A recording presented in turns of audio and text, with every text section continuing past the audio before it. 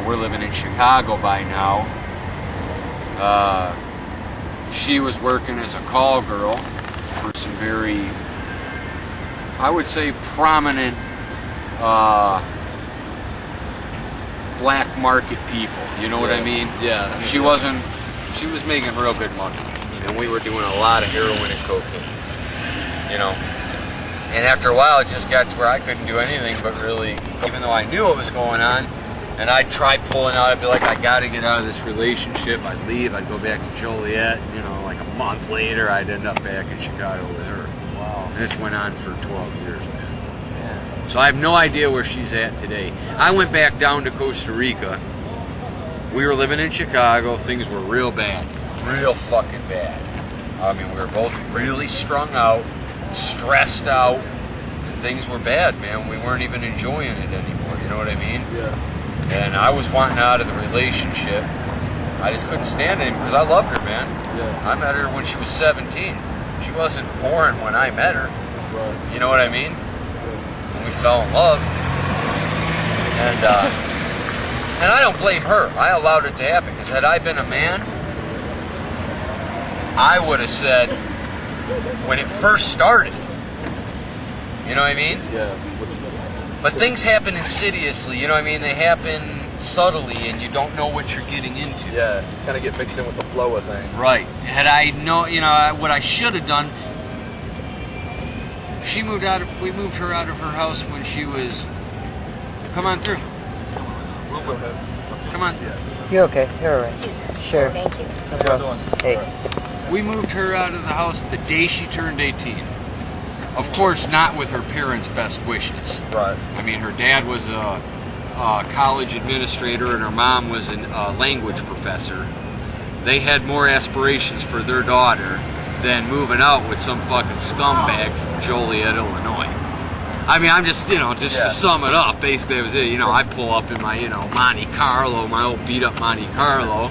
You know what I mean? They wanted her to pull out with a... Mercedes Benz or something. Exactly. Some young man that has something going on, But her parents and I did end up getting along, just through time and talking, probably, Anyway, the point is, how all that crazy shit got started really is, in Joliet, there were some girls I went to school with.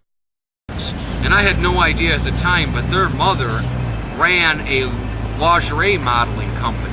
I don't know if you're familiar with that, but Yeah. Lingerie modeling, they do it in restaurants most of the time. I know what you're talking about. Restaurants and lunchtime places where businessmen go. Usually it's in the suburbs, in a nicer suburb, and it'd be like in this Private rooms and all that.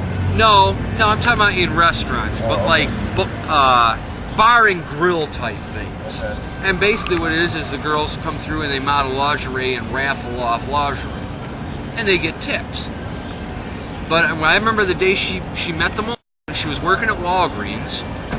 I was working at a Jiffy Lube. And we had our little apartment. We were doing fine. We weren't into the coke yet or anything. We were just smoking pot and having fun.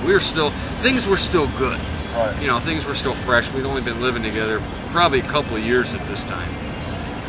And we were madly in love, man. Everything was just fine, apparently. I'm going to be a rock and roll star. She's going to be a doctor.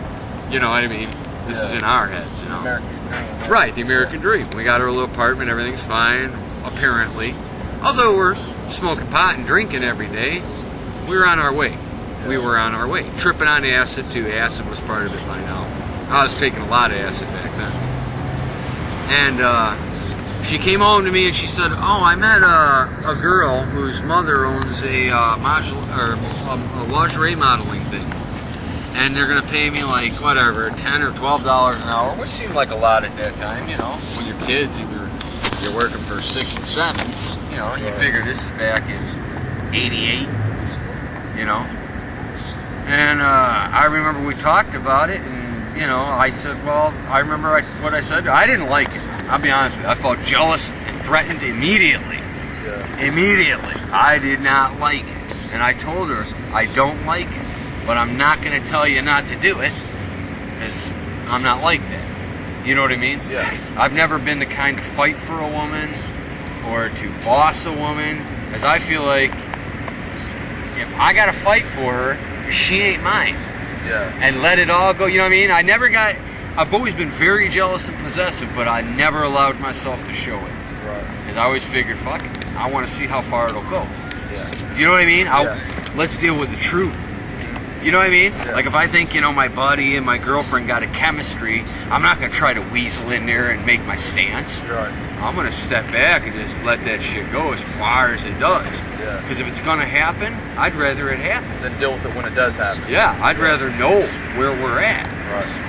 That was just my style, Prostitution, nothing. But in my gut, I felt it was a gateway for other things. Yeah. And it sure the fuck turned out to be one.